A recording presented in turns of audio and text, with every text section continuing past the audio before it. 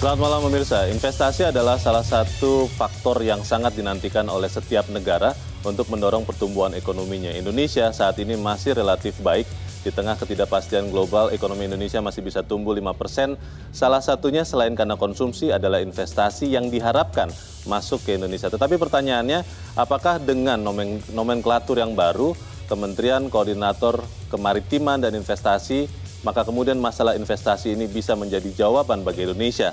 Berharap pada investasi, itulah judul Economic Challenges malam ini. Kali ini bersama saya, Leonard Samosir.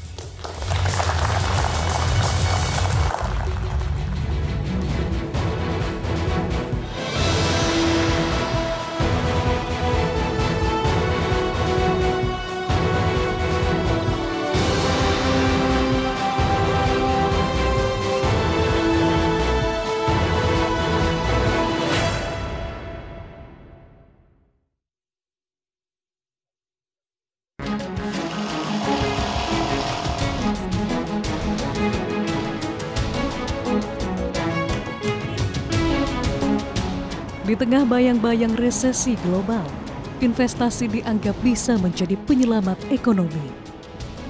Faktanya, meski mengalami pertumbuhan, investasi yang masuk ke Indonesia, terutama investasi asing, cenderung melambat.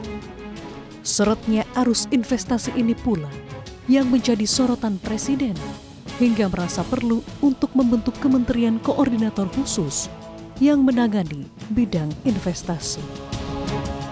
Satu komando bersama dengan setidaknya 7 kementerian bidang ekonomi yang lain. Namun benarkah persoalan investasi hanya semata masalah koordinasi?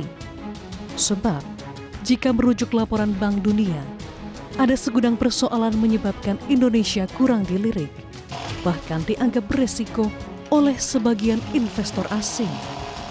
Seberapa besar peluang investasi Indonesia bisa kembali bangkit?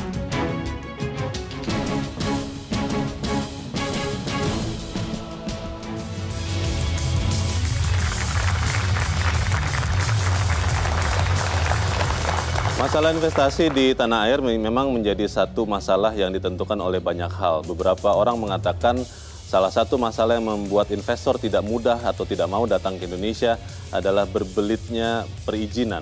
Beberapa hal lagi mengatakan bahwa masih kurangnya daya tarik Indonesia dibandingkan negara-negara lain. Sebelum kita berdiskusi malam ini, kita akan lihat ada beberapa fakta dan data yang kemudian akan kita bisa bicarakan pada malam ini. Yang pertama adalah kita melihat pertumbuhan realisasi investasi di tahun 2014 sampai 2019. Ini data yang kami peroleh dari Kementerian Keuangan. Yang berwarna merah adalah foreign direct investment atau investasi asing langsung. Sementara yang berwarna biru adalah domestic direct investment atau investasi domestik. Kalau kita melihat yang berwarna merah dari tahun 2014 sempat naik tidak terlalu banyak sampai 2017. 2018 mengalami penurunan dan 2019 naik sedikit. Sementara kalau kita melihat total, betul ada tren peningkatan investasi dan penyerapan tenaga kerja total itu ada 212.581 pekerja. Kalau kita melihat hanya penanaman modal asing, maka data berikut yang kami peroleh dari BPS atau Badan Pusat Statistik memperlihatkan bahwa dari bulan Januari hingga September 2019 tahun ini ada realisasi investasi dari penanaman modal asing yang kelihatannya relatif stagnan. Atau kalau kita tidak mau katakan turun, kita lihat di kuartal keempat 2018 itu kita melihat angkanya 7,4 miliar dolar. Sementara di kuartal keempat 2017 sudah sempat 8,3 miliar dolar. Apa yang menjadi masalah nanti akan kita lihat. Kita lihat data berikut bagaimana realisasi investasi dari Januari hingga September 2019 sampai akhir triwulan ketiga 2019. Kita lihat relatif paling banyak ada di sektor transportasi, gudang, dan telkom, 18,5%. Data dari BKPM itu sekitar 111 triliun rupiah. Kemudian kita lihat di urutan kedua ada di bidang listrik atau energi, gas, dan air, ada 95 triliun. Kemudian konstruksi ada 8% di situ, 49 triliun. Dilanjutkan dengan perumahan, industri 47 triliun. Dan tanaman pangan atau food crops sekitar 7,4%, nilainya adalah 44,7 triliun. Banyak orang yang mengatakan siapa saja sebetulnya investor asing yang banyak berinvestasi di Indonesia. Kita lihat data dari BKPM dari Januari hingga September 2019 tahun ini, paling banyak investasi asing masih berasal dari Singapura. 25,5% negara tetangga kita ini sekitar 5,4 miliar dolar menanamkan uangnya di Indonesia. Di urutan kedua adalah Tiongkok 15,6% sekitar 3,3 miliar dolar. Di urutan ketiga adalah Jepang 15% 3,2 miliar dolar. Kemudian Belanda, ini negara yang memang secara tradisional tidak terlalu banyak berinvestasi, tapi tahun ini menanamkan sekitar 2,1 miliar dolar di Indonesia, sekitar 9,9%. Dan di urutan kelima adalah Hong Kong yang menanamkan sekitar 1,7 miliar dolar atau 8%. Hong Kong kita agak khawatir juga karena melihat perkembangan situasi politik dalam negeri yang terus-terusan dilanda demonstrasi ketidakpastian perkembangan. Walaupun demikian, kita optimis karena kita melihat data berikut yang kami dapatkan dari sumber Trading Economics. Ease of doing business in Indonesia atau kemudahan untuk memulai usaha di Indonesia. Kalau kita lihat dari tahun 2010 ada di kisaran 120-an. Kita lihat per kuartal dari 122 sampai 129. Kita lihat sebetulnya ease of doing business Indonesia sudah membaik. Itu ada di angka 70-an, 72, 73, sampai 73 di 2018 akhir atau 2019. Tetapi pertanyaannya, apakah kemudian hal-hal ini bisa menjadi daya tarik bagi investor? Karena itu malam ini Economic Challenges mengundang dua orang narasumber. Yang pertama adalah Ketua Kebijakan Publik APindo, Asosiasi Pengusaha Indonesia, Sutrisno Iwantono. Pak Iwantono, selamat malam.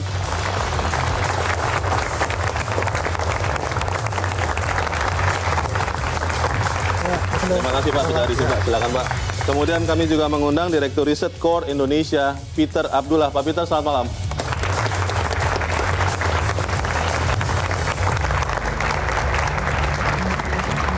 Terima kasih telah hadir Pak Peter. Silakan duduk. Dan sebetulnya pemirsa, kami telah mengundang Kepala Badan Koordinasi Penanaman Modal atau BKPM, Bahlil Lahadalia. Namun kelihatannya berhalangan hadir, punya acara yang lain. Dan kita akan membahas bagaimana kita bisa berharap pada investasi selepas jeda berikut ini. Tetaplah bersama kami.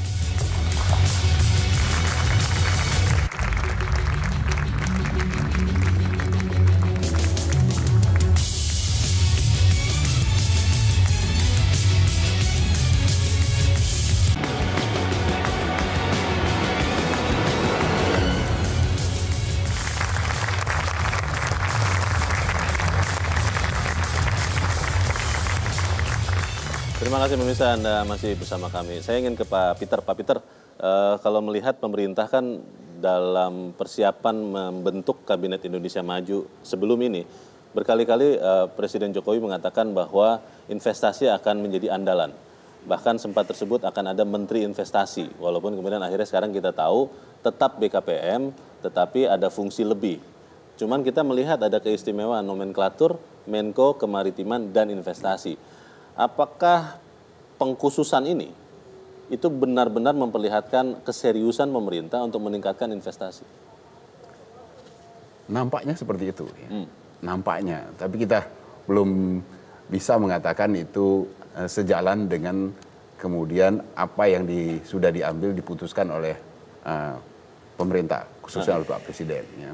Pertama, niat itu diwujudkan dalam bentuk penunjukan sosok Ketua BKPM-nya. Kepala BKPM. Kepala BKPM. Yeah. Ya. Ini kalau menurut saya menjadi satu pertanyaan. Oh. Ya. Apakah keseriusan itu benar-benar serius? Kenapa? Kenapa dengan sosok kepala? Ya. Sosoknya kalau menurut saya ya tidak cukup meyakinkan. Ya. Oh. Apakah itu?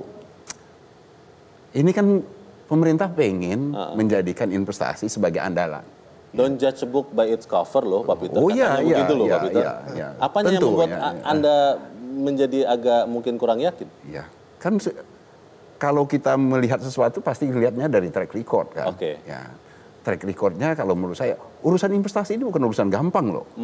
Ya, yang sebelumnya dengan catatan track record yang begitu bagus. Pejabat sebelumnya. Ya, itu pun saya menilainya belum sepenuhnya berhasil. Tanda kutip bahkan ada sedikit nilai gagalnya, minusnya ya. Okay. Dan ini pemerintah ingin menjadikan andalan ya, tapi menunjuk yang track recordnya ya Oke. sorry to say ya, kalau menurut saya tidak lebih baik dari yang sebelumnya. Bagaimana meyakinkan kita bahwasanya pemerintah serius menangani untuk persoalan investasi ini? Pak Peter, katakanlah kita berprasangka baik begitu ya. 100 hari harus. Walaupun belum tidak ada program 100 hari karena ini katanya adalah melanjutkan kabinet yang terdahulu, tapi kalau kemudian Pak Bahlil Lahadalia, kepala BKPM ini bisa melaksanakan tugasnya, apakah itu serta-merta bisa membenahi keengganan katanya sebagian investor khususnya asing untuk berinvestasi di Indonesia? Yang pertama, 100 hari sebenarnya tidak cukup ya. Tidak cukup untuk bisa meyakinkan kita bahwasanya ini nanti, tapi setidaknya mungkin akan memberikan gambaran arahnya. Karena itu kebiasaan dari Amerika juga kan, kita sering melihat itu. Tapi yang perlu mungkin yang harus digarisbawahi yang menurut saya, kita mungkin harus hati-hati mengatakan keengganan dari asing. Ya. Kenapa, Pak? Persoalan kita itu bukan masalah enggan. Ya. Asing itu kalau menurut saya sangat tertarik untuk berinvestasi di Indonesia. Tapi kenapa angka-angka yang ada di BKPM itu menunjukkan bahwasanya Indonesia itu sangat menarik untuk investasi. Komitmen investasi? Persoalan komitmennya tinggi. Realisasi? Ya. Izin prinsip yang dikeluarkan oleh BKPM itu kalau kita lihat datanya, khususnya adalah selama 5 tahun terakhir ini, lonjakannya luar biasa. Yang jadi masalah itu bukan masalah ketertarikan, tapi bagaimana mereka merealisasikan investasi tersebut setelah mereka mendapatkan izin prinsip, itu yang menjadi masalah. Tahan dulu Pak Peter, Pak Iwantono sebagai proksi dari pengusaha Apindo, Pak. Kalau Anda melihat sebetulnya apa yang membuat kemudian investor jadi tidak merealisasikan investasinya? Pak Peter tadi mengatakan komitmen investasi dari investor khususnya asing meningkat, tapi realisasi kan tidak sebesar atau tidak sama dengan komitmennya itu. Ini bagaimana Pak? Ya, saya kira kalau itu kan bukan hanya sekarang ya. Dari dulu-dulu juga zaman sebelum Pak Jokowi itu selalu ada diskrepansi antara realisasi, persetujuan investasi dan realisasi. Ya. Itu wajar-wajar saja ya. Tetapi memang kalau kita lihat bahwa investor asing masuk ke kita itu kan ada macam-macam persoalan yang sering kita baca di berbagai publikasi maupun riset ya. Itu ada soal masalah keamanan, stabilitas politik, transparansi, hukum ya, kemudian masalah tenaga kerja, infrastruktur, kemudian juga perpajakan dan perizinan. Itu adalah yang sering kita lihat ya. Nah, yang akhir-akhir ini ya, yang menurut kami cukup penting untuk disadari oleh negara, oleh pemerintah, itu adalah kalau politik, stabilitas politik dan keamanan oke lah, Pak Jokowi ini sangat legitimate ya dari sisi politik. Dan sekarang sudah lebih stabil karena stabil, Pak Prabowo sudah di sana, apalagi lah politik sudah nggak ada isu lah gitu ya. Nah, cuman masalah kepastian hukum dan pelindungan hukum itu menjadi isu di tingkat internasional ya, terutama karena medsos yang berkembang sangat pesat ini. Contoh yang sederhana misalnya kasus di Bekasi kemarin. Ketika ada seorang pejabat kemudian memaksa pengusaha. Oh, yang ormas itu ya? Iya, di bawah tekanan ormas seperti itu. Itu menjadi viral gitu ya, dan itu memberikan negatif campaign buat investasi. Itu berpengaruh Pak kepada investor asing atau pengusaha asing? Itu berpengaruh. Mereka percaya itu? Ya percaya demikian itu gitu loh. Nah, ini yang kemudian mereka merasa bahwa sudah di sini kok kemudian tidak ada perlindungan gitu kan. Itu terhadap pelaku lokal padahal. Nah, contoh berikutnya misalnya ini ya, Honda sama Yamaha itu terkena kasus dugaan kartel. Oh iya ya, KPPU ya? KPPU kan. Tempat Bapak dulu itu. Itu bagaimana Pak? Yang kemudian terus diikuti dengan demo-demo setiap hari ya, menuju class action segala macam ya. Yang kemudian mengganggu bisnisnya.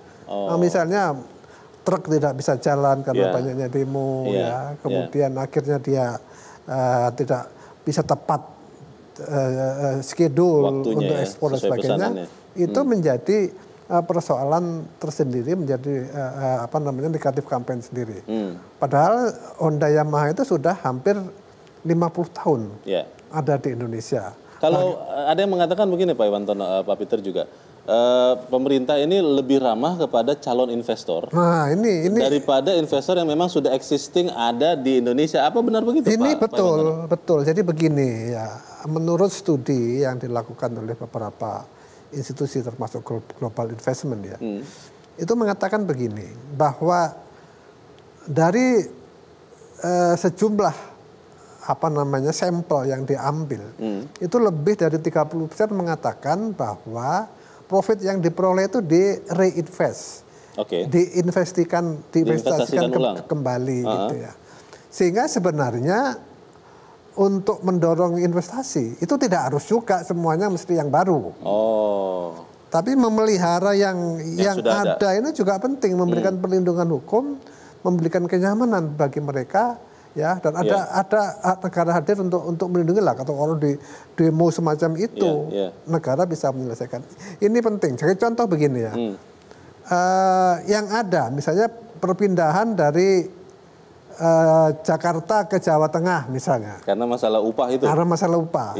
Ini kan mencerminkan bahwa dia tidak nyaman di satu tempat. Nanti bisa saja dari Jawa Tengah malah dia pergi ke Vietnam karena tidak nyaman. Jadi menurut saya ya, selain kita berusaha untuk membujuk new investment gitu calon investor, yang ada ini harus dipelihara dengan baik juga supaya jangan ini masuk ini malah lari gitu.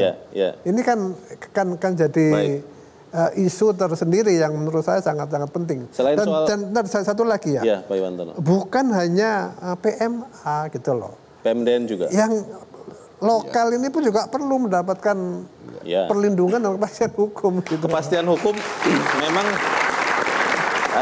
semacam perjuangan. Kalau saya sering mengibaratkan, ibaratnya lomba lari itu maraton, Pak Peter. Tidak bisa pendek-pendek, tidak bisa cepat dipastikan. Karena kalau melihat Amerika Serikat, Eropa, Jepang, itu mereka panjang sekali untuk memastikan itu. Katakanlah itu sedang kita usahakan.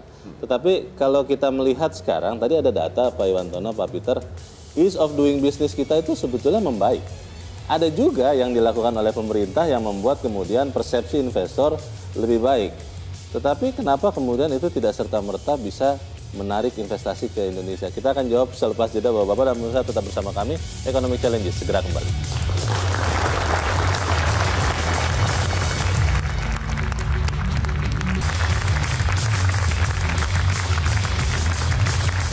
Terima kasih pemirsa, Anda masih bersama kami. Kita masih melihat apakah kita bisa berharap pada investasi. Pak Peter, dalam 5 tahun pemerintahan Jokowi JK yang lalu, itu kita melihat memang ada pembangunan begitu rupa. Infrastruktur kita melihat cost of logistics Indonesia juga turun dibandingkan sebelumnya. Dan itu juga tercermin di ease of doing business. Kita peringkat Indonesia meningkat walaupun belum seperti yang diharapkan oleh Pak Jokowi sendiri. Pertanyaannya adalah apa sebetulnya menjadi kendala utama selain tadi soal kepastian hukum yang membuat investor asing masih belum juga merealisasikan investasinya? Iya, memang ease of doing business itu membaik. Tapi kalau kita lihat membaiknya itu dari posisi yang sangat buruk. Dari posisi 120-an menjadi 70-an, 73. Itu belum cukup baik, Pak? Belum cukup baik, ya. Karena kita masih kalah jauh dibandingkan negara-negara tetangga kita, peer kita. Ya. Dan itu juga merefleksikan masih banyaknya persoalan-persoalan yang menghambat investasi kita. Ya. Apa yang sudah disampaikan oleh Pak Iwan itu adalah sebagian kecil dari persoalan-persoalan yang masih dihadapi oleh investor. Baru sebagian kecil ya? Dalam mereka merealisasikan investasinya. Cerita-cerita yang kita dapatkan dari para pelaku itu beragam sekali. Banyak sekali persoalan-persoalan yang masih mereka hadapi. Contohnya masalah lahan aja. Masalah lahan masih menjadi masalah. Ya. Tidak semudah itu mereka menyelesaikan, merealisasikan pembebasan lahan. Kemudian masalah perburuan. Ya. Ada kata-kata yang paling menarik yang disampaikan oleh investor, di investasi di Indonesia membuat enggan bagi mereka itu adalah untuk memberhentikan pegawai aja susah di Indonesia. Ya. Nah ini kan masalah loh untuk bagi investor ya. Kemudian persoalan bahan baku ya, kadang-kadang untuk mendapatkan air yang sebagai bahan baku juga susah. Ya, belum lagi persoalan kebijakan. Ya, kebijakan mereka sudah ngurus izin dan sebagainya, selesai di pusat, begitu dibawa ke daerah belum, nggak selesai juga. Ada tambahan begitu ya. Nah, istilahnya itu selesai di pusat, di sini belum, gitu kan. Kemudian untuk di pusat juga, ya, pusat kadang-kadang bukan kadang-kadang ya, ini sering sekali mengeluarkan kebijakan yang tarik ulur. Ya, maksudnya? Hari ini A, besok B. Oh, beda-beda? Ya, ya jujur aja kan itu terjadi. Misalnya untuk pertambangan, ya, tidak boleh ekspor. Nikel? Ya, harus bikin smelter. Oke. Mereka sudah bikin smelter, ya, boleh lagi ekspor. Ini kan kebijakan yang maju mundur seperti ini kan tidak cukup apa ya, memberikan kepastian bagi pengusaha. Pengusaha kan butuhnya pasti. Karena mereka membuat perencanaan dengan asumsi kepastian itu. Kalau mereka tidak mendapatkan kepastian, semua perencanaan mereka jadi bubar. Saya ingin ke Pak Iwantono. Pak Iwantono, kalau melihat kan sekarang investasi termasuk BKPM ada di bawah Kementerian Koordinator Kemaritiman dan Investasi yang dijabat oleh Pak Luhut Binsar Panjaitan. Kalau Anda melihat ini sebenarnya strategi apa? Apakah karena memang terkait dengan negara kita yang negara maritim? Karena banyak orang bertanya ini Pak Iwantono, kenapa tidak di bawah Menko Perekonomian? Atau lebih karena figur seorang Luhut Panjaitan yang terbukti adalah doers, eksekutor, yang bisa mengerjakan banyak hal di pemerintahan Jokowi JK yang lalu. Menurut Anda bagaimana? Iya, yang memang itu pertanyaan kita juga gitu loh. Investasi itu kan urusannya kan kemudian masalah-masalah yang berkaitan dengan ekonomi ya. Mestinya kan harus dekat dengan Menteri Keuangan, dekat dengan Menteri Perdagangan, Perindustrian, kan begitu. Sehingga sewajarnya lah kalau itu adanya di Menko Perekonomian kan begitu ya. Tetapi ini kemudian ada di Menko Kemaritiman yang dimana dia tidak melakukan koordinasi kepada unit-unit teknis ekonomi gitu. Nah, saya kira Pak Jokowi bukan nggak ngerti itu, menurut saya sih ngerti, paham lah gitu. Lalu strategi cuman apa ini, mungkin ini ya, mungkin karena figur dari Pak Luhut gitu loh. Yang mungkin dianggap Pak Luhut ini memang sangat piawai untuk bisa meyakinkan investor, sehingga kemudian ini investasi taruh di sana gitu. Karena dulu kan juga pernah menjadi Menteri Perindustrian Perdagangan. Iya, makanya. Tetapi kan sepertinya kan keluar dari logik gitu kan. Itu aja jadi. Tapi ya mudah-mudahan lah itu nanti ada Mas Bahlil yang di BKPM yang tadi sudah dikritisi Pak Peter, saya nggak mau nambah-nambah gitu. Secara institusi Pak Iwantono, BKPM kan sebenarnya juga sedang berusaha untuk menyederhanakan perizinan, khususnya untuk berinvestasi termasuk investor asing. Apa itu masih belum cukup Pak, Anda lihat Pak? Mungkin begini ya, Badan Koordinasi itu sebenarnya kan kalau menurut saya kan lebih banyak dia meng-attract investor untuk masuk gitu ya. Menarik investor untuk masuk. Karena apa? Karena sebenarnya iklim berusaha sendiri itu kan bukan di tangan BKPM. Itu adanya kan kalau kita izin industri ya di perindustrian. Nanti kan izin perdagangan ya di perdagangan. Izin soal tanah ya mesti ke BPN kan begitu, semuanya ada di wilayah itu, sehingga sebenarnya orientasinya haruslah meng-attract dan menjual Indonesia kepada asing. Sebab asing itu kalau misalnya ini ada kasus kayak tadi saya katakan Honda Yamaha kemudian yang di Bekasi itu kita harus bisa menjelaskan bahwa itu tidak begitu sebenarnya. Inilah ada negatif kampanye semacam itu harus dirubah menjadi yang positif ya. Nah, kemudian di dalam negeri tentu koordinasi dengan berbagai macam institusi tadi yang tadi sudah dijelaskan macam-macam persoalan, termasuk dengan daerah. Itu kan mesti ada dengan pemerintah daerah kan tidak bisa lepas dari Menteri Dalam Negeri ya misalnya. Itu harus ke sana gitu loh. Sehingga sebenarnya ya untuk bisa meningkatkan investment terutama PMA itu adalah meyakinkan mereka dulu. Setelah diyakinkan, kemudian omongan kita juga harus dipercaya. Caranya apa tadi?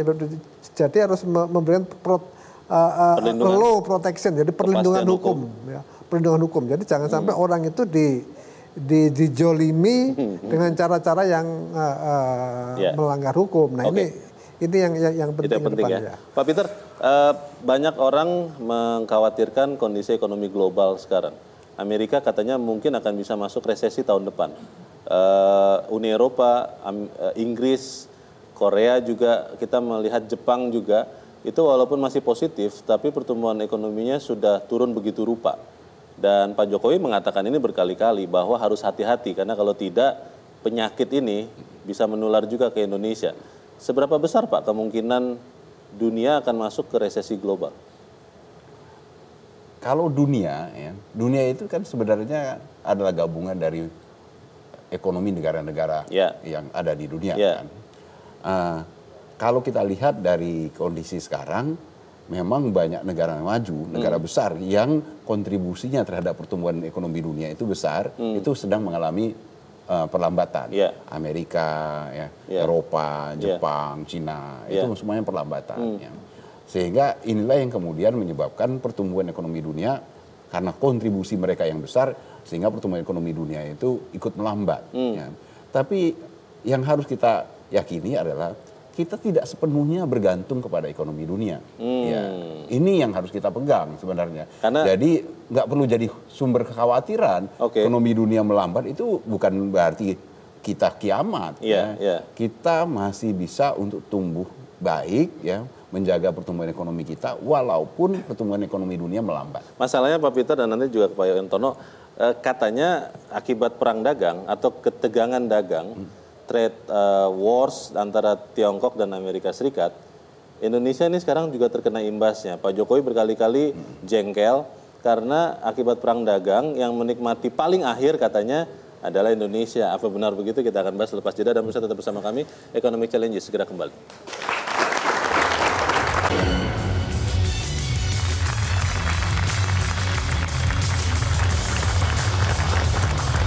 Terima kasih pemirsa, Anda masih bersama kami di Economic Challenges. Kita di bagian akhir dari diskusi kita. Economic Challenges, Pak Peter dan Pak Yuwantono selalu berharap bisa menyumbangkan solusi untuk tantangan ekonomi. Kalau melihat kondisi yang sekarang terjadi, apa quick win yang bisa dilakukan oleh pemerintah untuk menarik investasi tanpa mengorbankan existing investor yang sudah ada di Indonesia, Pak Peter?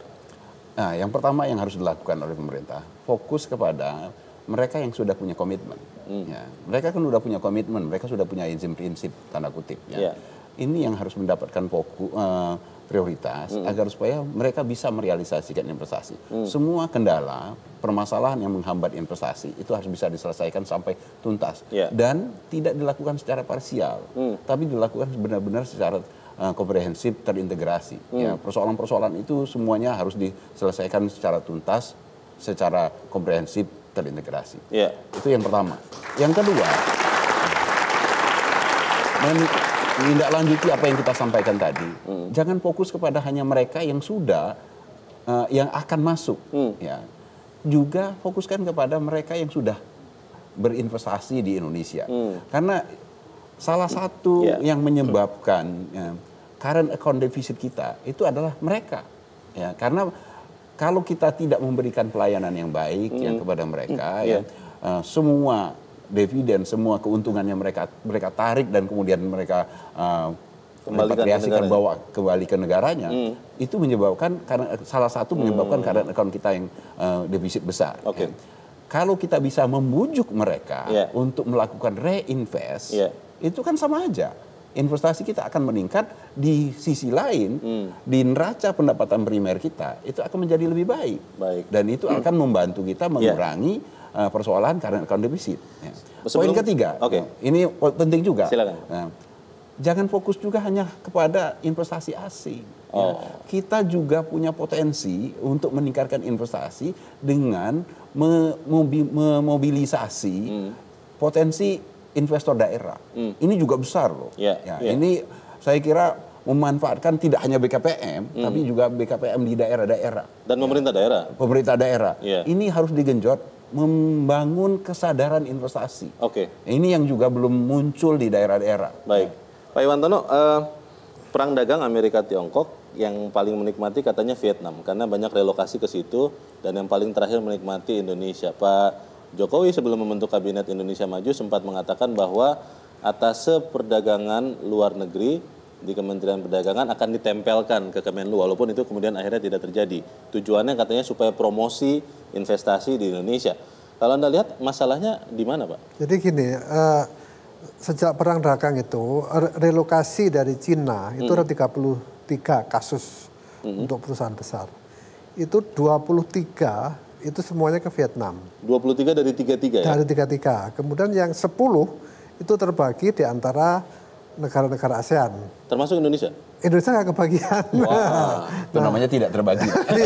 Hampir kebagian? Itu hampir kebagian. Kenapa, Pak? Salah satu faktor ya, yang menurut Bank Dunia, ya, yang juga mungkin dialami oleh pengusaha kita, itu adalah yang khusus ini ya, perang dagang ya, kita nggak bicara yang lain-lain. Itu mengenai kesulitan memperoleh bahan baku. Yang pertama ya. Yang kedua itu kemudian adalah mahalnya tenaga kerja yang tidak sesuai dengan produktivitas. Gaji karyawan, upah buruh kita mahal ya? Kita tuh kan kalah ya dengan Thailand, dengan Vietnam, dengan Filipina. Kita menang lebih murah hanya dengan Malaysia, dengan Singapura misalnya, tapi dengan lain kalah. Dikaitkan productivity ya, itu. Nah yang berikutnya itu adalah yang selalu kita omongkan masalah perizinan, yang tumpang tindih di sana kemari, yang disebut pada waktu itu kalau di tempat lain urusannya bisa selesai 3 hari, di Indonesia bisa 2 minggu dia bilang itu untuk perizinan. Nah saya kira kita berharap angin segar yang dari Pak Jokowi khususnya untuk Omnibus Law yang akan mau dikeluarkan ini, mudah-mudahan itu bisa menjawab ya tantangan dari rumitnya perizinan yang ada di Indonesia ini ya itu. Ke depan kita harapkan bahwa hanya saja memang sebelum mengeluarkan undang-undang itu kan ya didiskusikan dulu, ditanya dulu kepada pelaku usaha, karena pada akhirnya kan pelaku usaha juga yang akan menjalankan itu. Sudah diajak diskusi? Ya saya kira kita belum tahu yang draftnya sendiri kayak apa gitu. Tadi saya sempat bicara dengan Deputi Menko Perekonomian, katanya bulan Desember ini sudah ada draft yang akan disosialisasikan. Sekitar 2 minggu lagi dari sekarang ini ya. Makanya kita tunggu aja apakah ini kan banyak ya yang namanya menurut Pak Jokowi itu ada 74 undang-undang yang berkaitan dengan investasi, yang kemudian nanti akan dipadukan, disatukan, diharmoniskan dalam bentuk Omnibus Law tadi. Nah ini apakah memang waktu yang pendek ini bisa menyelesaikan itu ya? Sebab kalau tidak hanya sekedar mengeluarkan undang-undang, tapi pada akhirnya menimbulkan masalah ya sebaiknya kita bersedia agak berlama-lama dikit lah gitu. Pak Peter, pemerintahan Jokowi JK sudah mengeluarkan 16 kalau tidak salah ya Pak, paket kebijakan deregulasi atau deregulasi kebijakan, saya sampai lupa namanya apa. Tapi banyak pengusaha mengatakan ketika paket 16 keluar, paket 1 sudah lupa. Karena tidak banyak yang tereksekusi. Ini nanti akan ada Omnibus Law. Kemudian kita juga tahu ada online single submission. Yang walaupun sampai sekarang katanya masih terkendala perbedaan peraturan pusat dan daerah. Ini kira-kira bisa tidak kita selesaikan supaya kita bisa berharap pada investasi ini Pak Peter? Ya, Omnibus Law itu saya melihatnya sebagai sebuah pengakuan dari pemerintah bahwasanya 16 paket kebijakan termasuk diantaranya online single submission OSS itu gagal.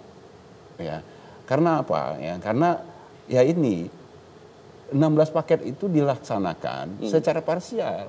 Ya, tidak melihat peta permasalahannya secara komprehensif secara menyeluruh, bagaimana menyelesaikannya secara terintegrasi. Ya, persoalan-persoalan yang saya disebutkan tadi, ya, kenapa disebutkan 74 ya, undang-undang, karena memang ternyata urusan perizinan itu banyak ya, banyak sekali posnya, banyak sekali peraturan perundang-undangan yang mengatur. Ini kan harusnya dipetakan, ya, dipetakan dulu, baru diharmonisasikan. Kalau kita tidak melihatnya secara utuh, ya secara parsial, akhirnya terjadi seperti yang kita lihat di 16 paket kebijakan, termasuk di OSS. OSS itu dilakukan secara sangat terburu-buru. Ya.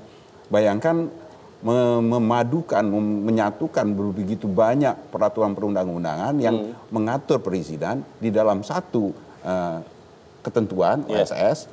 Dan yang kedua adalah bagaimana mengubah dari offline menjadi online, menjadi satu ke peraturan ketentuan.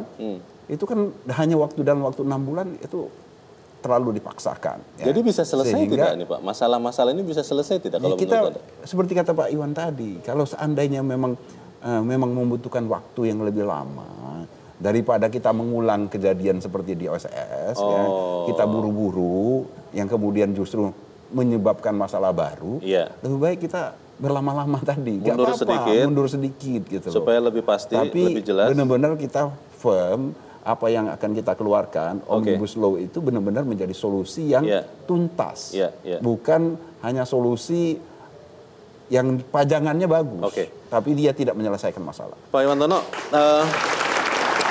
masalahnya banyak, tapi kan kalau pengusaha katanya tidak pernah takut dengan tantangan, karena kata peribahasa Tiongkok, di balik tantangan pasti ada peluang begitu. Kalau Apindo melihat untuk bisa menarik atau berharap pada investasi, Pak, yang dalam jangka sangat singkat bisa dilakukan itu apa, Pak? Ya gini ya, kalau pengusaha kan memang jangan pernah menitipkan nasib kita tuh pada orang lain gitu loh. Ya kan, itu mau ada Omnibus Law atau tidak, kita kan harus hidup. Tetap harus berusaha. Dalam kondisi apapun, ya kita harus hidup. Jadi oleh karena itu, kalau pengusaha itu kan survival yang penting ya. Artinya apa? Kalau kita memang melihatnya ini agak suram, agak mengkhawatirkan, ya kita tidak investasikan dulu. Kalau kita punya capital begitu ya belum tentu kita investasikan. Wait and see ya. Wait and see. Nah itu kalau semua orang itu kan rasional aja, daripada dia masuk ke jurang dia wait and see dulu. Tapi kalau semua orang wait and see, nah ini yang kemudian menjadi masalah karena berarti investment tidak akan terjadi. Untuk itu saya kira public trust itu menjadi penting juga, sehingga kita berharap ya agar pejabat publik itu jangan mudah mengeluarkan statement yang kemudian membuat kegaduhan gitu loh. Ini kan macam-macam, ini ada desa hantu, ada desa fiktif katanya Pak. Desa siluman, desa fiktif, macam-macam ya. Kemudian ada lagi Bali yang kurang ramah kepada jenis wisata tertentu ya. Orang Muslim, macam-macam ya. Kita mesti coba menghindarkan dulu ya, membuat sesuatu yang tadi menjadi negatif kampanye. Karena sekarang itu ya kekuatan media sosial itu sangat kuat ya. Sangat berpengaruh. Jadi orang sangat terpengaruh oleh itu dibandingkan nonton kita begini nih, talkshow begini nih. Jangan-jangan nonton kita pun dengan menggunakan streaming, Pak. Udah menggunakan gawai juga. Udah jarang orang nonton TV langsung, pasti dia mungkin baru besok dia. Gitu. Nah, ini saya kira kita mesti lebih hati-hati, lebih positif, koordinasi di antara pemangku kepentingan ini. Kita harapkan dengan kabinet yang baru itu bisa lebih menjanjikan lah ya, karena gini ya, kita pertumbuhan ekonomi kita sudah nggak tercapai 5,3 ya kan. Kemarin diumumkan oleh BPS 5,02 ya kan. Ya dari yang lain lembaga-lembaga riset menduga malah kurang dari itu. Nah, kita jangan begitulah, kita optimis saja ke depan. Kita optimis ke depan ya.